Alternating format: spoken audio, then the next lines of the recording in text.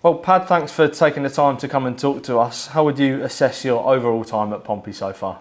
Yeah, it's been a bit of a rollercoaster, to be fair. I mean, obviously, it's came in on the deadline day, which was, it was good coming down here, and it was very daunting, the challenge, and it took me a couple of weeks to get started in Jan, and then I ended the season really strongly, and I was buzzing in summer just to get back down here after seeing my family and stuff. And to be fair, the start came in after the internationals in pre-season, and the group clicked straight away. And I mean, I think you can see on the pitch from what we've been doing this season, the group clicked straight away, and it was good. And obviously the season going the way it is, it's good for myself, for the team. So yeah, hopefully we can keep it going. Let's go back to that January period. You touched on it slightly there. You sort of had that daunting challenge of moving down. How have you settled into life on the South Coast? Yeah, to be fair, really well. I mean, it also helps. I've got good mates down here, and like my family do come down often when they can. And to be fair, it was easy enough to settle into life down here. The city's great, and to be honest, playing at Fratton week in, week out, it's brilliant.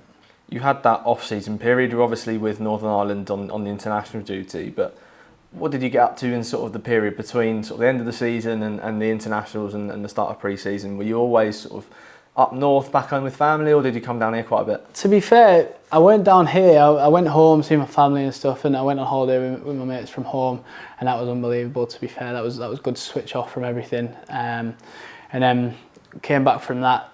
Soon after I was in with Northern Ireland, it was back to work again, really sort of training day in, day out. And to be fair, it was good. It set me in good stead for the pre-season coming down here. It made sure I was still sharp and ticking over. So yeah, I enjoyed it, to be fair. It was nice to get away.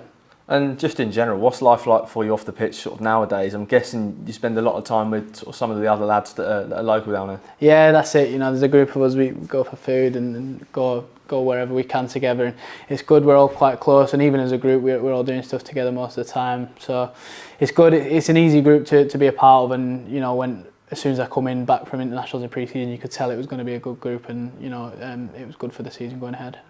Back to the football, let's head back to July as well. What were some of your highlights from that pre-season period?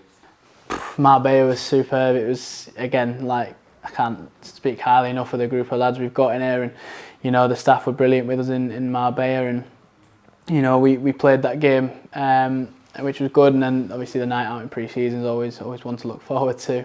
But yeah, and then it was more about just sort of looking forward to the season, to be honest, because we knew we had a good group, we knew we had good players, and it was getting ready for the season to put on a show for the fans. How do you think the new boys have settled in?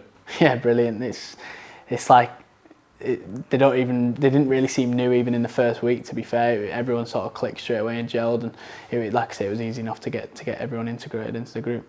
We had Terry Devlin come over, fellow Northern Irishman, of course. How would you describe your relationship with him? Yeah, good. Tez is good. It's been, I remember I first heard about him coming down when I was actually on international duty. Some of the boys were saying to me, Terry's coming over, look after him and that. And to be fair, he settled in brilliantly. All the lads love him, and he got his chance at Reading the other week, and he topped it off with a goal, so I was buzzing for him. In terms of you in pre-season, unfortunately got that injury in the Wimbledon game. What was the recovery process like for you? Yeah, it was all right.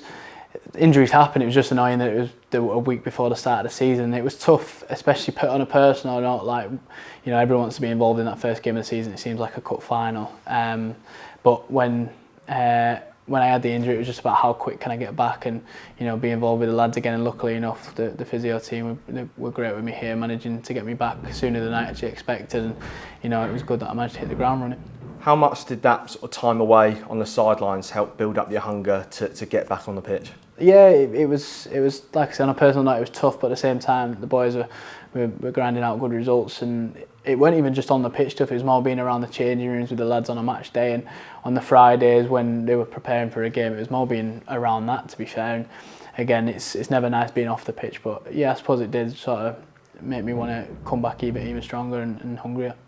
And what does that say about the sort of atmosphere around the training ground, the fact that you're still able to sort of keep in touch with everyone even when you are sort of on the sidelines? Yeah, it's brilliant, to be fair. It's like I say, I can't really speak highly enough of the group of lads, and the staff are great with us. And like the mood every day coming to train, it's a place you want to come in and work hard every day. So, and I think it shows on the pitch, to be fair. When you did get back, you really hit the ground running.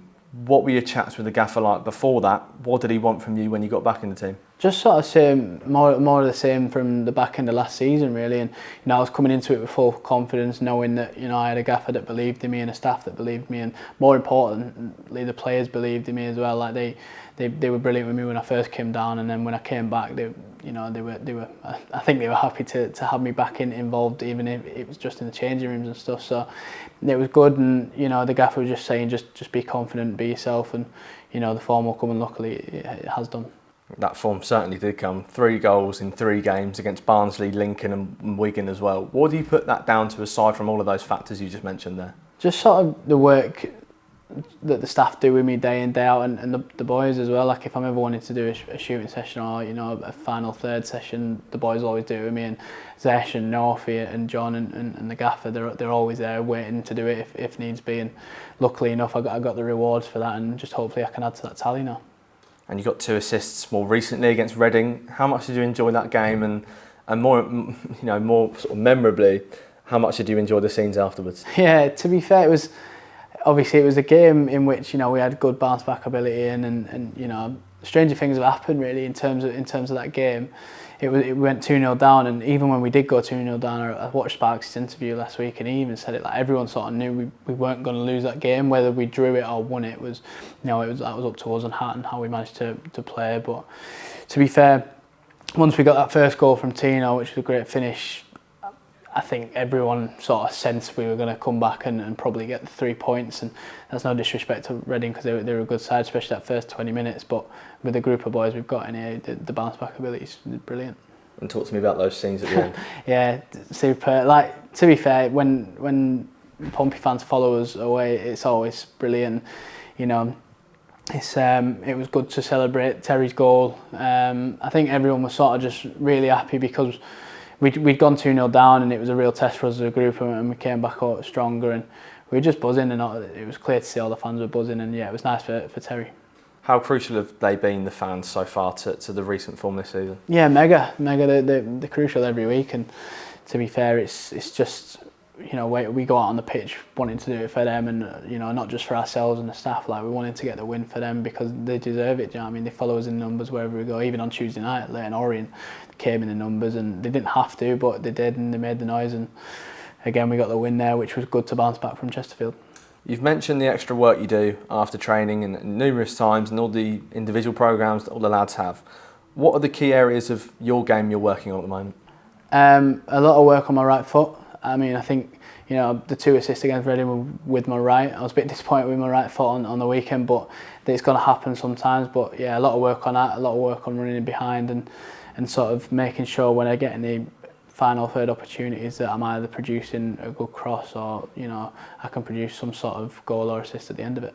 You slightly touched on it there, a disappointing result at the weekend, but to look forward, how can the team use that result as fuel to really kick on now? Yeah, I think it already has. I mean, that's probably one of the worst I've felt in my time at Pompey in the changing room afterwards. I was gutted, not just because we'd lost the game, but it was a weird feeling losing the game because we'd not lost the game for a while, and it wasn't nice. It wasn't a nice feeling. It gave everyone, not just me, that hunger to never have that feeling again. Really, this season, obviously, we're going to come to points where we have hiccups, etc. But if we can bounce back like we did Tuesday night, and that sets us in really good stead for the weekend, then I think this group can go far. How has preparation been ahead of the weekend? Yeah, good, really good. We come back in on Monday. We debriefed the Chesterfield game, and we said, right, it's gone. Move on to the league, move on to Leighton Orient, and then the league on Saturday. And we said, we want to make it a really good week going forward. We wanted to win Tuesday night. We did, and now we want to make sure we follow going into the international break with another win to send the fans home happy. How much are you looking forward to getting back to Fratton Park as well? Yeah, that's it. Not been there for a couple of weeks now, and looking forward to seeing the fans again, and hopefully we can put on a show for them and get the win. More recently, you've obviously mentioned it overall, but what's the sort of atmosphere and sort of the mood around the dressing room at the moment?